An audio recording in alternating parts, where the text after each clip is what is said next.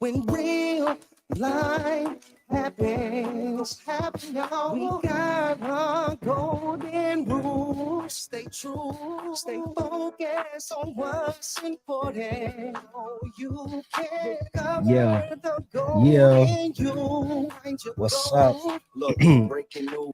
Yo. Welcome back. Today is Monday, August the 14th, 2023.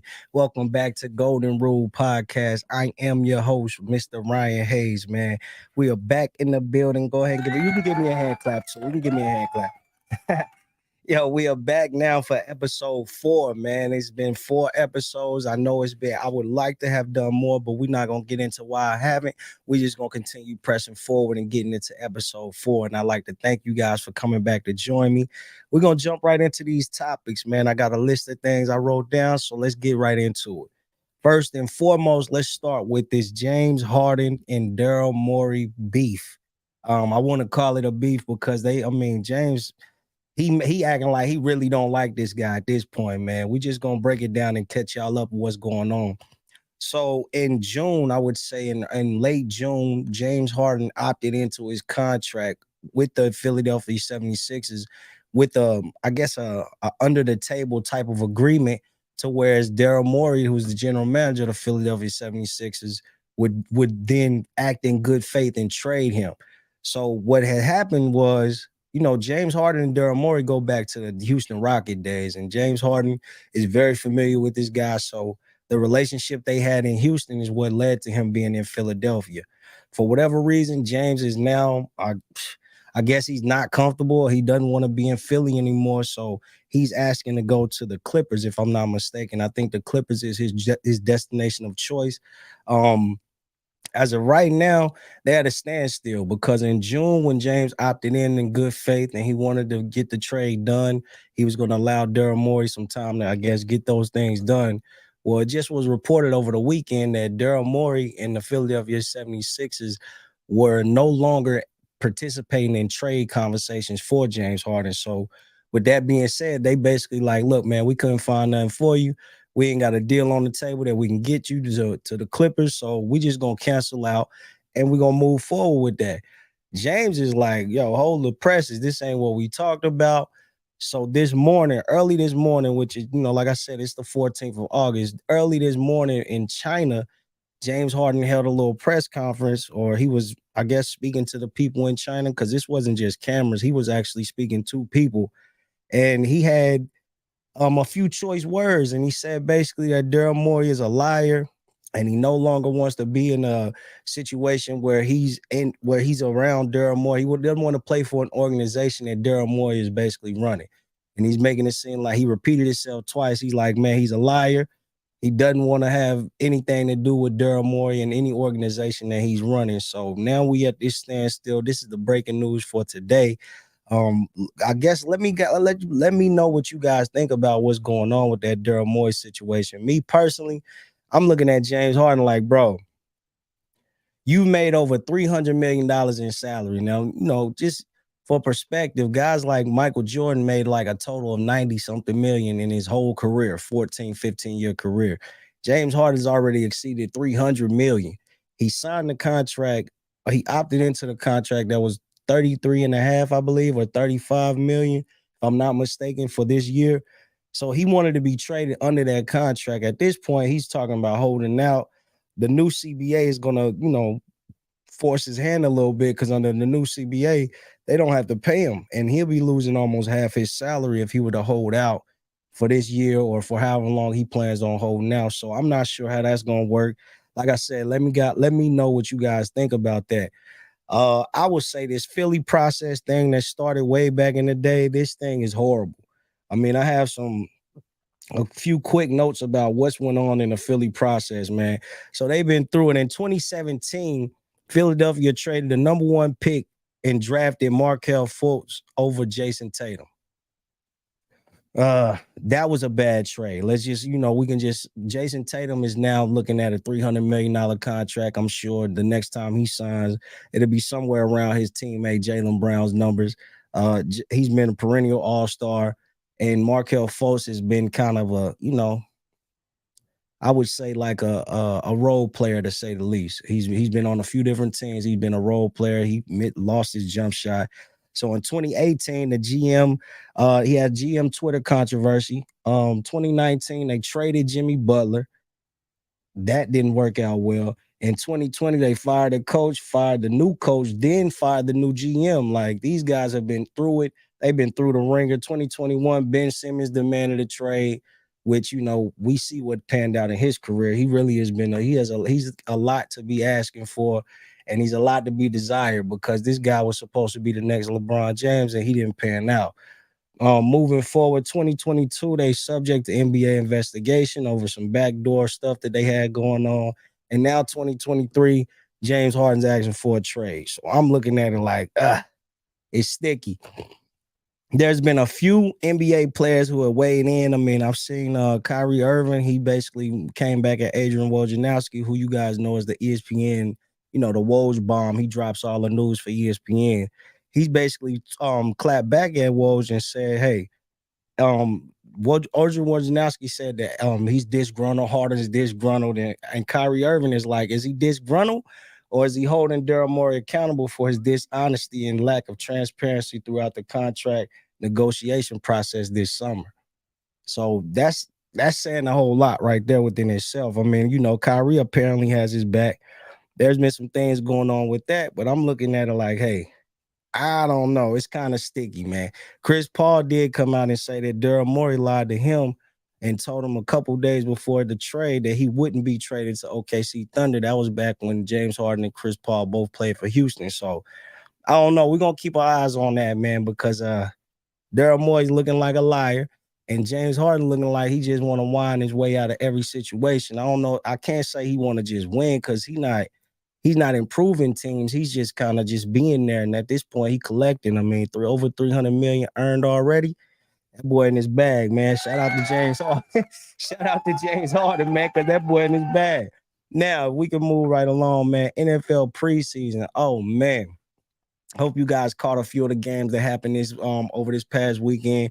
Preseason is underway. There's no longer 4 preseason games. We only doing 3 now. So be on the lookout. This next week and then the week after is it. And we going straight in the regular season. So what I seen was, I'm a Carolina Panthers fan, and I just want to say, man, we stink. The Carolina Panthers, man, boo. We need to just throw away the whole ever since this owner came and hired that coach from college.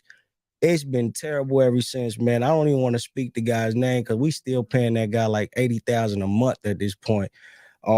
Carolina has been in a funk. I don't know why we went and hired Frank Wright.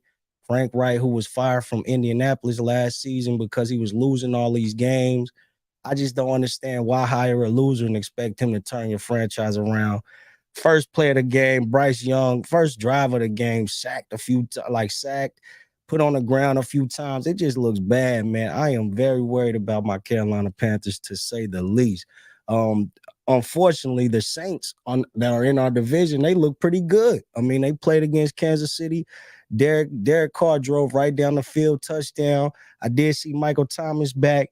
I seen Kamara on the field this weekend, in the preseason game. So it looks like them with Chris Olave and the things they have bringing back, the Saints might be something to watch for. And I'm hoping that, the Panthers can do something in our division, but it don't look like we got the upper hand right now. I'm going to just keep it real. Ravens beat the Eagles. Ravens got some interesting stuff going on with their preseason schedule, man. They've been undefeated for the last 4 or 5 years. I mean, these boys have won 24 straight preseason games. I know it's preseason and don't mean much, but it does go to show like how John Harbaugh is, he taking it serious. He not playing with people about this preseason. He definitely coming at it, and he taking it serious. Then players are taking it serious as well, man. I mean, it was a good game. Gave me some good action to look at in football when the Ravens beat the Eagles. They beat them not by much, but it was still a great game, man. Huntley looking good, too. The guy who backs up Lamar Jackson, we actually need him in Carolina. He looking good. He looked good last year in the playoffs. So they got some good quarterbacks over there in Baltimore, man. moving right along. The Bears look pretty decent, man. Justin Fields looked like he's ready to have another great season. I mean, last year was his breakout performance season. Him, Trevor Lawrence, both of those guys, I expect big things out of both of those. The Jags look pretty good. Speaking of Trevor Lawrence, they did beat Dallas on a Mahomes like clutch play. It was crazy. The guy who threw the clutch play wasn't Trevor Lawrence, however, it was Nathan Rourke, the quarterback. I mean, he was 9 for 17, 153 yards, touchdown. He threw the ball. Also, he rushed for 6 rushes and a touchdown as well, man. But he threw it to Quandre Allison, the running back, and it was the only pass he caught, 1 catch, 21 yards, touchdown. That was pretty nice, man. It was pretty special. It looked like a Mahomes type play. Go back and look it up if you haven't seen it. It was pretty nice. Looking forward to more football, man. Football is back. We're looking forward to football. We do have FIBA, which is the Team USA. That is coming up. I believe the official game starts on August 25th through that whole weekend, August 25th, 26th, 27th, and through that whole weekend. That's when it kicks off. Team USA looks pretty good. Anthony Edwards has been a standout on the team. He's a nice young player that's kind of been getting a lot of praise from Steve Kerr. So I'll be keeping my eyes focused on him a little bit more. And Austin Reeves has been doing his thing. I apologize. I'm looking at my notes, man. Austin Reeves has been doing his thing on the team. I didn't know that some of these players that are on the team were on there. So, I mean, I'm going to give you guys, just so we all are kind of in the know, I'm going to give you guys the roster, basically, of what's going on. So, they got the Rookie of the Year, Paulo Banchero. He's going to be on the team. Mikal Bridges, that used to play for Phoenix, now plays for the Nets, will be on the team. Jalen Brunson will be on the team from the Dallas Mavericks to the New York Knicks.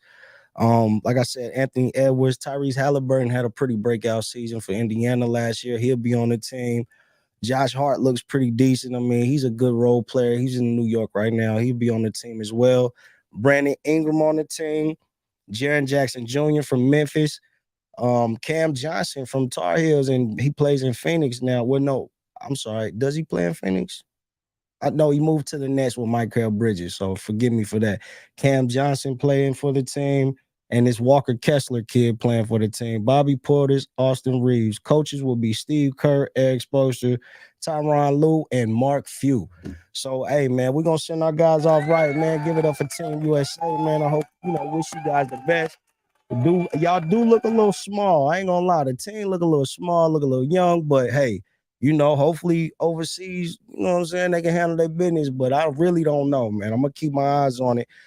Today, that was basically it, man. We're gonna keep our eyes on the James Harden situation, see how that pans out. We definitely gonna have to stay in tune with the NFL preseason for sure. I'm definitely gonna keep my eyes on that, and I'm gonna leave you guys with the wrap up. Will be the golden rule of the day, man. The golden rule of the day will be do it anyway.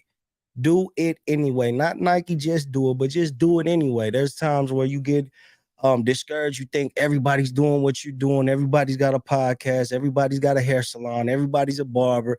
Everybody's doing this field, that field, whatever it is. Just do it anyway. Challenge yourself. Be the best you in whatever you're doing, and just do it anyway, man. That's the golden rule of the day. Do it anyway. I got some notes on a poster that I look at basically every day, man. It says, challenge your limits. You can't finish what you haven't started. The journey begins with the first step. Keep going. It only gets better. When you want to stop, go further, work it out, train the pain. We're gonna do it. It doesn't get easier. You just get stronger. Sweat stops for the tears from falling. Exhale, I can't. Inhale, I can. That's a big one. Inspire yourself, inspire others. Your goals were meant to be broken. So, don't think that just because you reach a goal, it ain't supposed to be broken, man. Just do it anyway. At the end of the day, that's the golden rule of the day, guys. We love the fact that y'all joined us.